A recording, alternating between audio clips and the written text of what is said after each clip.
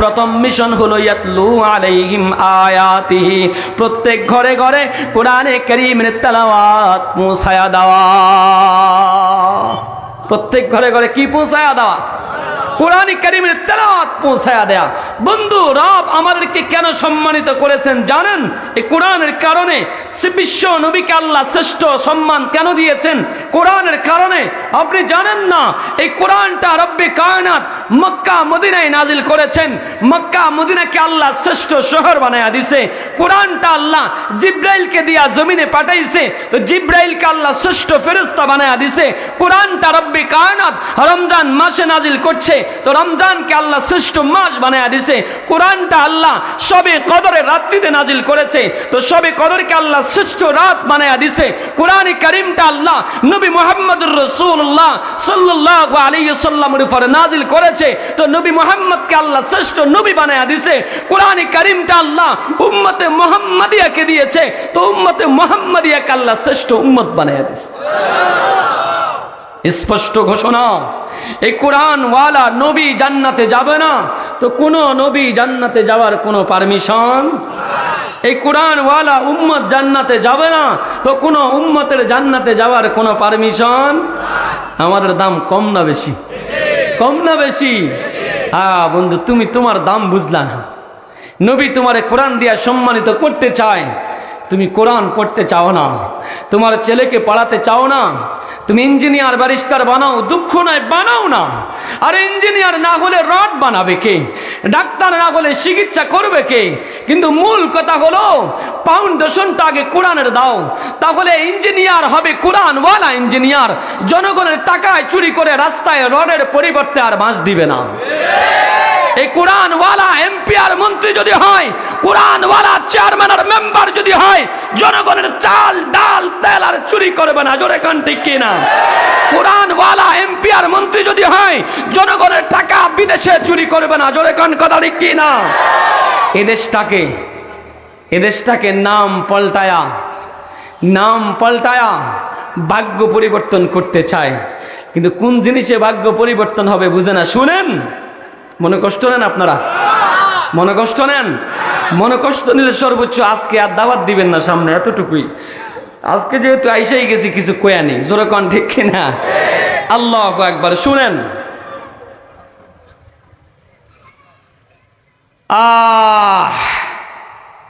কোরআনে কারীম বড় দামি জিনিস।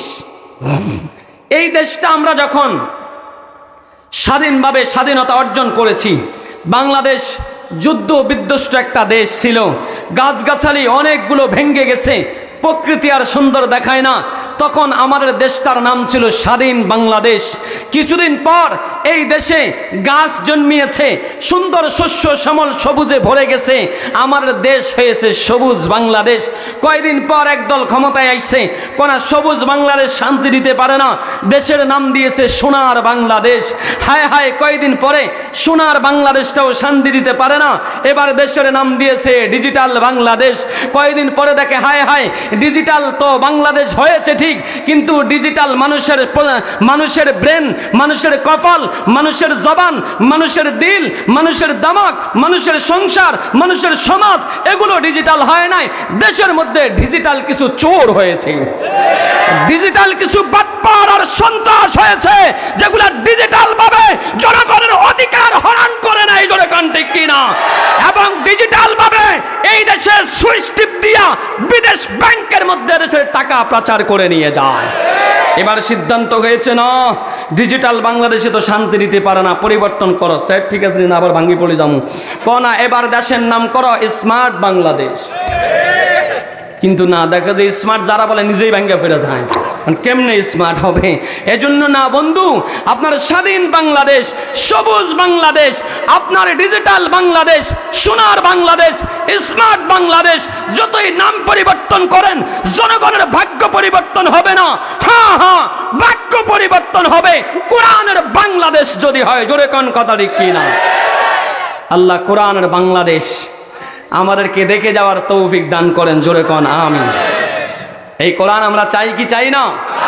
এই কোরআনের বাংলাদেশ করতে হলে তো আগে নিজেকে কোরআন ওয়ালা হতে হবে। জোরে কোন কথা ঠিক কিনা?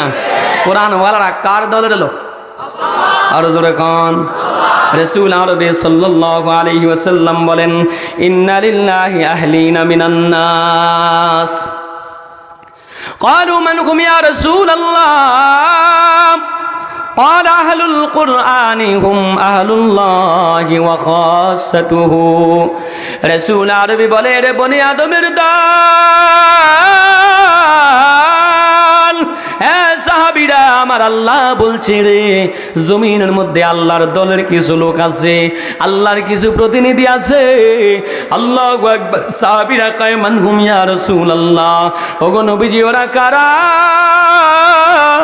আমার নবীজি কয় ওরা হলো একমাত্র কোরআনওয়ালারা সুবহানাল্লাহ কোরআনওয়ালারা কার দলের লোক আল্লাহ এদেরকে কিছু দিবে কি দিবে না কি দিবে রাসূল আরেকটা হাদিসের মধ্যে বলে মান ক্বারাআল কুরআন ফাস্তাযহারাহু ফাহাল্লা হালালাহু ওয়া হাররামা হারামাহু আদখালাহু আল্লাহুল জান্নাহ ওয়া শাফাআহু ফি আশরাতিন মিন আহলি বাইতিহি কুল্লুহুম ক্বাদ ওয়াজাবাত লাহুন নার রাসূল আরবি বলেন সাহাবীরা শুন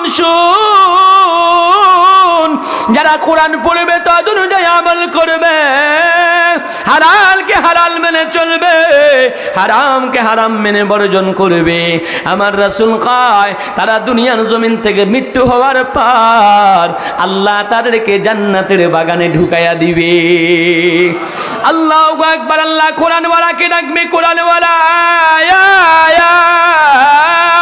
ইকরা ওয়ারতাজি ওয়ারাতিল কামা কুনতা তুরাতিলু ফিদ দুনিয়া আল্লাহু আকবার কোরআনওয়ালা জমিনে যেভাবে পড়তি দুনিয়ার জমিনে যেভাবে পড়তি আমি আল্লাহকে একটু কোরআন তেলাওয়াত করে শোনাও না কোরআনওয়ালা মালিককে কোরআন তেলাওয়াত করবে এক আয়াত শোনাবে জান্নাত একতলা দুই আয়াত শোনাবে জান্নাত দুতলা এভাবে তেলাওয়াত করতে থাকবে জান্নাতের পরিধি বাড়তে থাকবে তারপর যেখানে শেষ মালিকের জান্নাত বরাদ্দ সেখানে শেষ এবার আল্লাহর ফেরেশতাদেরকে কয় ফেরেশতারা যাও আমার বান্দারে তাড়াতাড়ি জান্নাতের মধ্যে ঢুকাইয়া দে কোরআনওয়ালাকে যখন জান্নাত বরাদ্দ দিবে কোরআনওয়ালা মালিকের সামনে দাঁড়ায়া যাবে আল্লাহ আজকে তোমার সাথে আমার কিছু কথা আছে এ বান্দা কিসের কথা কোরআনওয়ালা বল এ আল্লাহ আমাকে জান্নাত দিছো যেই কোরআনের কারণে আমি জান্নাত পাইছি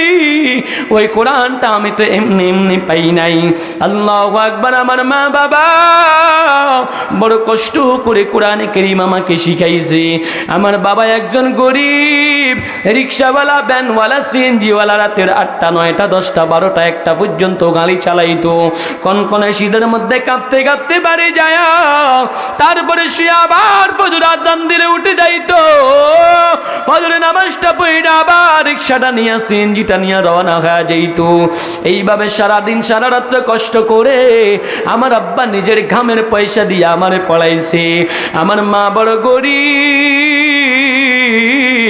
আব্বা গরিব হওয়ার কারণে একটা দামি শাড়িও আমার মাকে দিতে পারে নাই ঈদের দিন আমার মায়ের গায়ের আমার মায়ের পরনের মধ্যে শাড়ি পুরাতন আমার নানার বাড়ির থেকে লোকজন আসছে ঈদের দিন আমার মাকে দেখার জন্য পুরাতন শাড়ি দেখার পর নানা যাওয়ার সময় 1000 টাকা 500 টাকার একটা নোট দিয়া গেছে আমার মাকে যাওয়ার সময় কয় মা গো জামাইকে দিয়া তোর জন্য একটা শাড়ি আনায়া লইও এই বলে নানারা চলে গেছে মাদ্রাসা ঈদের পর খোলা হয়ে গেছে আমি যখন মাদ্রাসার দিকে যাব মায়ের কাছে সালাম দিয়া দোয়া নেই মা বিদায় দাও মাদ্রাসায় যাব আমার মা আমার সিনার সাথে লাগাইয়া মা চোখের পানি ছেড়ে দিয়া বলে বাবা যা যা যা তোর বাবার বড় স্বপ্ন তোর আলেম বানাবে হাফেজ বানাবে তোর আব্বার বড় স্বপ্ন সমাজের মসজিদে তুই জুমা পড়াবি তোর পিছনে একদিন জুমার নামাজ পড়বি তোর আব্বার বড় স্বপ্ন তুই হাফেজ কোরআন তুই যেই মসজিদে তারাবির নামাজ পড়াও তোর বাবা ওখানে যায় তোর পিছে একদিন তারাবির নামাজ পড়বে আর আমার স্বপ্ন এই জমিন থেকে আমি আর তোর বাবা যাওয়ার পর তুই যেন আমাদের জানাজার নামাজটা পড়াইতে পারো অনেকগুলো কথা বইলা মা কাপড়ের আঁচল থেকে গিট্টাটা খুইলা ওই 500-1000 টাকা নানা যে দিছে এগুলো আমারে দিয়া কয় যা মাদ্রাসায় নিয়ে যা। আমি বলি মা গো মা, এগুলো নানা দিছে তোমার শাড়ির জন্য, কাপড়ের জন্য।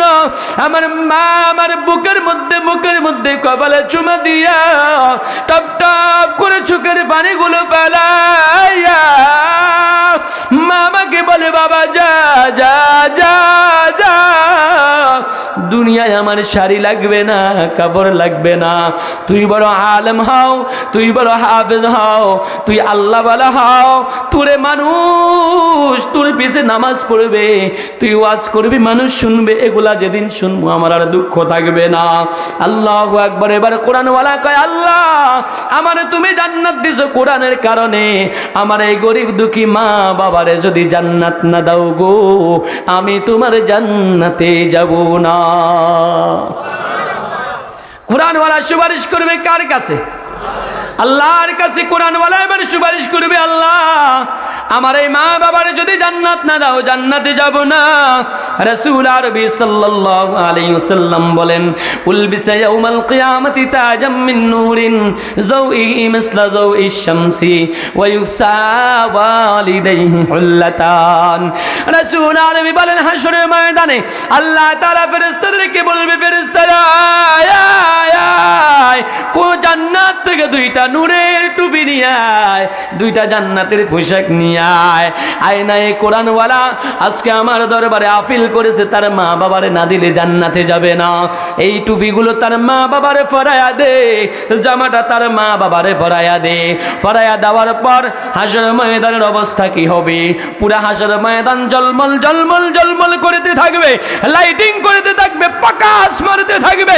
মানুষগুলো বলবে আব্দুর রহিমের বাবা মা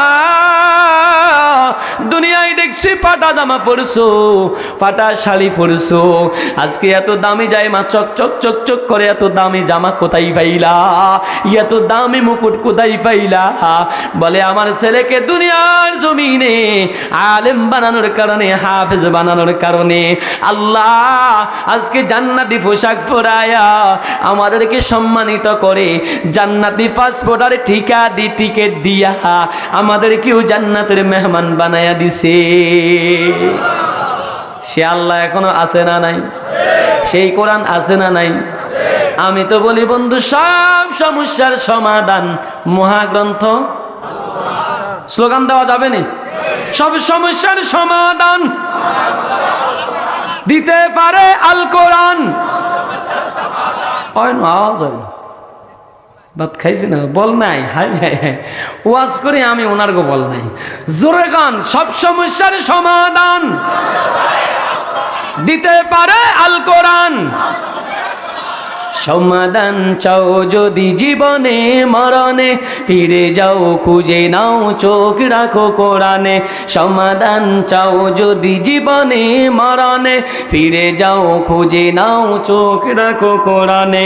তবেই পাবে সুখ শান্তির ঠিকানা, তবেই পাবে সুখ শান্তির ঠিকানা। মেনে যদি নাও তুমি মনে প্রাণে সমাধান, ও সমাধান, ও সমাধান, ঠিক না? এ যে চির অম্লান চির মুক্তির ডাক, এই যে মহাবাণী খোদারি কালামে পাক। এই দুনিয়া আর সেই দুনিয়া, এই দুনিয়া আর সেই দুনিয়া, শান্তি পাবে তুমি দু জাহানে। সমাধান, ও সমাধান, সমাধান চাও যদি জীবনে মরণে, ফিরে যাও খুঁজে নাও চোখ রাখো কোরআনে। এ বাণী সকলের নয় শুধু মুমিনের, যারাই মানবে মেনে ফল পাবে কোরআনের, ঠিক না? ঘরে বলো কিংবা রাষ্ট্রে বলো, ঘরে বলো কিংবা রাষ্ট্রে বলো, আলো, অশান্তি দূর করে শান্তি আনে সমাধান। ও সমাধান, সমাধান চাও যদি জীবনে মরণে, ফিরে যাও খুঁজে নাও চোখ রাখো কোরআনে। আল্লাহ কোরআনের সাথে জীবন গড়ার তৌফিক দান করেন, জোরে কোন আমিন। এবার কোরআন ওয়ালাকে আল্লাহ জানা দিবে, যা যা যা, তোর মা বাবার জান্নাতের দুলা সাজা দিছি, নিয়া জান্নাতে চলে যাও। কোরআন ওয়ালা কয় আল্লাহ মা বাবার দিছো পাইছি, এটা তো স্পেশাল কোটায় পাইছি, এটা তো মুক্তিযোদ্ধার কোটায় পাইছি, আল্লাহু আকবার, এটা তো দলীয় কোটায় পাইছি। এ আল্লাহ তোমার রাসূল আরেকটা কথা বইলা দিয়ে আইছে, বলে কি বলছে, ওয়াশাফাহু ফি আশরাতিন মিন আহলি বাইতিহি কুল্লুহুম ক্বাদ ওয়াজাবাত লাহুন নার। ও গো দয়ার মালিক,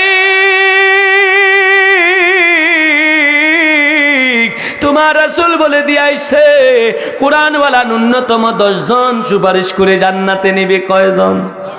আল্লাহ মাত্র মা বাবার দিছে স্পেশাল কোটায়, আরো 10টা নাম তো আমি পাবো। তোমার রাসূলের কথা যদি সত্য হয় আমি আরো 10টা নাম পাবো, আর যদি 10টা নাম না দাও তাহলে বইলা দাও তোমার রাসূলের কথা মিথ্যা। আমার আল্লাহ কয় রে কোরআনওয়ালা, আমার কোরআন সত্য না, আমার কোরআন সত্য, আমার রাসূলের কথা সত্য। কোরআনওয়ালা তুই যেটা বলছো সেটা সত্য। ফেরেশতারা কইরে আয় আয়, এই বান্দা কোন কোন মানুষগুলোরে চাই, আমি আল্লাহ মঞ্জুরি দিয়া দিছি, তাড়াতাড়ি ওই মানুষগুলো নিয়া জান্নাতের বাগানে ঢুকাইয়া দে। নাহনুল খালিদাতু ফালা নাবিদু ওয়া নাহনুন নাইমাতু ফালা নাবআসু ওয়া নাহনুর রাজিয়াতু ফালা নাসখাতু তুবা লিমান কানা লানা ওয়া কুন্না লাহু তুবা লিমান কানা লানা ওয়া কুন্না লাহু। বন্ধু, এই কোরআনের সাথে আমরা সম্পর্ক রাখতে চাই কি চাই না? এই কোরআনের সাথে সম্পর্ক রাখতে, কোরআনওয়ালার খেদমত করতে কি লাভ? একটা ঘটনা বলে শেষ করব, থাকবেন না ইনশাআল্লাহ? আলহামদুলিল্লাহ, আমাদের আজকের প্রধান অতিথি, আমি স্টেজে আসার আগেই হুজুর চলে আসছেন, আল্লামা মুফতি সিবগাতুল্লাহ নূর সাহেব বারাকাল্লাহু ফি হায়াতি। অত্যন্ত চমৎকার আলোচনা করেন ইনশাআল্লাহ। আমরা হযরতের আলোচনা শুনেই এখান থেকে যাব ইনশাআল্লাহ। আমি আর অল্প সময়ের মধ্যে শেষ করব, একটা ঘটনা বলেই শেষ করব, বলতাম না ইনশাআল্লাহ? জায়গা হয় না, আমরা একটু সামনে যদি আগাই বসিয়ে, যে সামনে অনেক জায়গা খালি আছে, সুন্দর হবে ইনশাল্লাহ। সবাই একটু জিকিরের সাথে সামনে আগায়। শুনেন, অনেকে আবার মাথা লাড়ায় কিন্তু পিছনের অংশ লাড়ায় না, ওইটা না লড়লে তো জায়গা লড়বে না। একটু সামনে আগান, পুরা বড়ি লড়ান। লা ইলাহা ইল্লাল্লাহ, লা ইলাহা ইল্লাল্লাহ, লা ইলাহা ইল্লাল্লাহ, লা ইলাহা ইল্লাল্লাহ, লা ইলাহা ইল্লাল্লাহ, লা ইলাহা ইল্লাল্লাহ।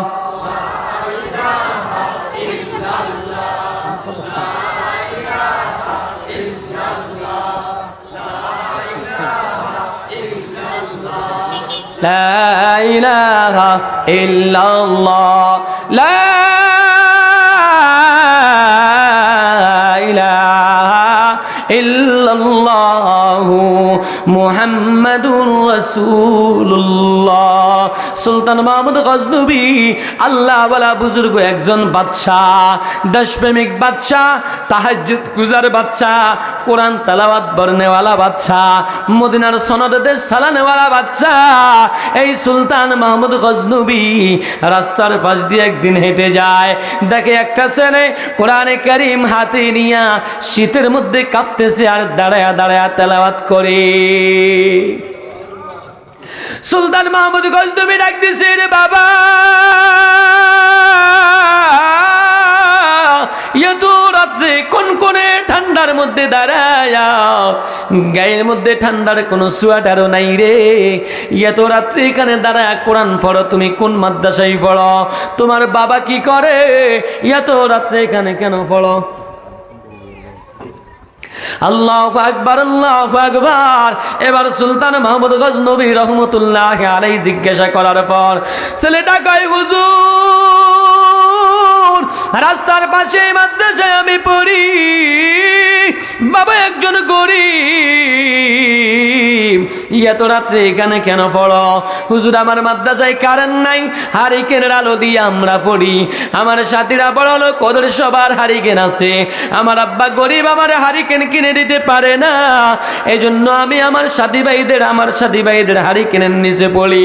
মাদ্রাসার আইন হলো রাতের 10টার পর আর হারিকেন জ্বালানো যাবে না, রাতের 10টার পর আমার সাথী ভাইরা হারিকেন নিবায়া ওরা ঘুমায়া যায়, আমার তো পড়া মুখস্থ হয় না। আব্বার বড় স্বপ্ন আলেম বানাবে, হাফেজ বানাবে। সরকারি লাইটের নিচে দাঁড়া তাকায়া দেখি রাত্রেবেলা রাস্তার উপর একটা লাইট জ্বলে সরকারি ভাবে, এই জন্য প্রত্যেক দিন দাঁড়ায়া রাতের 12টা 1টা পর্যন্ত আমি এই সরকারি লাইটের নিচে দাঁড়ায়া কোরআনে কারীমের তেলাওয়াত করি। আল্লাহু আকবার, আল্লাহু আকবার। সুলতান মাহমুদ গজনবী বলে, বাবা আগামীকাল সকালে আমার রাজ দরবারে যাইও, আমি এই দেশের বাদশাহ, আমার শাসন আমলে তুমি এত কষ্ট করে যদি কোরআনটা পড়ো, ময়দান মাহশরে আল্লাহর দরবারে আমি কি জবাব দিব? আল্লাহু আকবার। ছেলেটা যাওয়ার পর 1 বছরে কয়টা হারিকেন লাগে, কি পরিমাণ টাকা লাগে, ঔষধপত্র, চিড়ামুড়ি, নাস্তা সব কিছু দিয়া, নগদ কিছু টাকা দিয়া, প্যাকেট কইরা দিয়া কয়, বাবা যা, আমি সুলতান মাহমুদ গজনবীর জন্য দোয়া করবা, 2টা স্বপ্ন আমার আল্লাহ যেন পূরণ করে দেয়। কোরআনওয়ালা তোমার দিল, তোমার জবান বড় পবিত্র, তোমাদের সম্পর্ক আল্লাহর সাথে।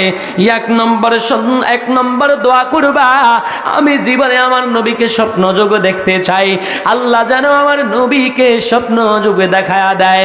2 নম্বর আশা হলো আমার নবীকে স্বপ্ন যোগে দেখার পর জিজ্ঞাসা করতাম এই জমিনে শ্রেষ্ঠ লোক কারা, আমি আজীবন ওই শ্রেষ্ঠ লোকগুলার খেদমত করতাম। ছেলেটা মাদ্রাসায় চলে গেছে, যাওয়ার পরে রাত্রের বেলা কোরআনটা তেলাওয়াত করে 1টা 2টা যখন হয়, আল্লাহর ঘরে মসজিদে যায়া সিজদার মধ্যে পইরা আল্লাহরে ডাক দিছে, আল্লাহ ও গো দয়ার মালিক, সুলতান মাহমুদ গজনবী আমার সব প্রয়োজন পুরা করে দিছে, আমার কোরআন পড়ার ব্যবস্থা করে দিছে আল্লাহ, সুতরাং তুমি তার জীবনের 2টা স্বপ্ন আল্লাহ পূরণ করে দাও। সুলতান মাহমুদ গজনবী রাজদরবারে ঘুমায়, হঠাৎ করে দেখে তার রুমটা আলোকিত হয়ে গেছে, জলমল জলমল করে পুরা রুমটা আলোকিত হয়ে যাওয়ার পর একজন লোক সেখানে দাঁড়ানো, চেহারাটা বড় চমৎকার, জলমল জলমল জলমল জলমল করে। গজনবী কয়, কে আপনি? কে এত রাত্রে আমার রুমে? আল্লাহু আকবার। নবীজি কয়, গজনবী রে, আজকে 12 বছর পর্যন্ত যেই নবীকে স্বপ্নে দেখার আশায় কাঁদো, আমি সেই রহমাতাল লিল আলামিন। সুলতান মাহমুদ গজনবী খুশি হয়ে গেছে, হুজুর এত বছর কান্দি দেখা দিলেন না, আজকে হঠাৎ করে কেমনে? এরে গজনবী, আজকে তুই একজন কোরআনওয়ালার খেদমত করছ, ওর প্রয়োজন পুরা করে দিছ, ওর হাজতগুলো পূরণ করে দিছ, কোরআন পড়ার ব্যবস্থা করে দিছ। এই কোরআনটা আমার মাওলার কোরআন, এই কোরআনের জন্য আমার জীবন গেছে, আমি তাইফের ময়দানে মারি খেয়েছি, রক্তে রঞ্জিত হয়েছি, দান দান শহীদ হয়েছে। আজকে আমার নবীর এই কোরআনের জন্য তুই যখন খেদমত করেছো, আল্লাহ তোর স্বপ্ন পূরণ করে দিছে। 2 নম্বর স্বপ্ন কি? ক ইয়া রাসূলুল্লাহ, 2 নম্বর স্বপ্ন কন্যা, এই জমিনের মধ্যে শ্রেষ্ঠ লোক কারা, আজীবন ওই শ্রেষ্ঠ লোকগুলার খেদমত করব। আল্লাহ রাসূল কয়, গজনবী রে, 1400 বছর আগে বলে দিয়ে আইছি, খায়রুকুম মান তাআল্লামাল কুরআনা ওয়া আল্লামা, খায়রুকুম মান তাআল্লামাল কুরআনা ওয়া আল্লামা। এই জমিনের মধ্যে যারা কোরআন শিখে আর শিখায়, এরাই হলো জমিনের মধ্যে শ্রেষ্ঠ লোক। কোরআনওয়ালারা শ্রেষ্ঠ লোক, ঠিক কি না? না জঙ্গিবাদ, সন্ত্রাস, চাঁদাবাজ, টেন্ডারবাজ, এই জঙ্গিবাদ যার করে কোন কোরআনওয়ালারা এরা কয়দিন যায় রাস্তার মধ্যে হলের মধ্যে দুই ঘুরে ফেরে মারামারি কইরা ওই যে জাহাঙ্গীরনগর বিশ্ববিদ্যালয়ের অধ্যক্ষর রুমের মধ্যে তালা মাইরা রাখছে। না, কোরআনওয়ালারা এই সমস্ত কাজ করতে পারে। এই কোরআনওয়ালার খেদমত করে সুলতান মাহমুদ গজনবীর স্বপ্ন আল্লাহ বাস্তবায়ন করে দিচ্ছে। এই ময়দান থেকে এই কোরআনের মাদ্রাসা যতদিন থাকবে এলাকার জন্য রহমত, মাদ্রাসা যতদিন থাকবে ছেলেরা এখানে কোরআন কারীম তেলাওয়াত করবে আর দোয়া করবে, আল্লাহ যারা আমাদের মাদ্রাসার ব্যবস্থা করে দেয়, ঘর নির্মাণে সহযোগিতা করে, মাহফিলে সহযোগিতা করে, ওদের গুনাহ মাফ করে দাও। প্রত্যেক দিন শিক্ষকরা ছাত্রদেরকে নিয়ে দোয়া করে, আল্লাহ এই এলাকার উপর খাস রহমত নাজিল করো। মুরব্বীরা যারা চলে গেছে কবরে আযাব মাফ করে দাও। যারা মানুষ এখনো জীবিত আছে হায়াত বৃদ্ধি করে দাও, অভাব-অনটন দূর করে দাও, অসুস্থ থাকলে সুস্থ করে দাও। এই দোয়ার বিনিময় আল্লাহ তাআলা আমাদেরকে সুখে আর শান্তিতে রাখেন। জোরে কোন ঠিক কিনা? কারো চুল্লায় সিন্নি খাইছো মোল্লা চিনলা না, কারো চুল্লায় সিন্নি খাইছো মোল্লা চিনলা না। যারা কোরআন ও হাদিসের ওলামায়ে কেরামের মাদ্রাসা মসজিদের বিরুদ্ধে কথা কয়, বুঝবেন এদের বয়স 60 হয়ে গেছে। কি হয়ে গেছে? 60 বুঝছেননি? একটা দৃষ্টান্ত দেই। এক কলেজের অধ্যক্ষ স্যার ক্লাসে যায় ছাত্রদেরকে কয়, আমার একটা অঙ্ক, উনি গণিতের স্যার, আমি তোমাদেরকে একটা অঙ্ক কমু, তোমরা আমার এটা সমাধান দিবা। বলে স্যার কি অঙ্ক? আমি প্রত্যেক দিন 11টা বাজে তোমাদের ক্লাসে ঢুকি, 12টা বাজে বাইর হই, কও তো আমার বয়স কত? এটা কি কোনো প্রশ্ন হইল? একটা কয় স্যার, অনেকক্ষণ সবাই একটা দিকে তাকায়, কিরে স্যার এটা কি প্রশ্ন করলো? সর্বশেষ একটা কয় স্যার আমি কইতে পারবো। আপনার বয়স 60 বছর। কিরে আসলে তো আমার বয়স 60 বছর, কিন্তু তুই জানলি কেমনে? কেমনে কইতে পারলি? চাই সূত্রটা কত? কসার সূত্র একদম সোজা ফানিবাদ। কেমনে? আমার বাড়ির পাশে একটা পাগল আছে, ওর বয়স 30 বছর, হইলো আধা পাগল। তো চিন্তা করলাম আপনি যে প্রশ্ন করছেন আপনি তো পুরা পাগল, তো আপনার বয়স 60 বছর। জোরে কোন কথা দেখি না? আল্লাহ হেফাজত করুক। জোরে কোন আমিন। তাহলে এই কোরআনের খেদমত সুলতান মাহমুদ গজনবীর মতো আমরা করতে রাজি আছি তো ইনশাআল্লাহ? এই ময়দান থেকে একজন লোক চাই কোরআনের খেদমত করার জন্য, এই কোরআনের মাদ্রাসার জন্য।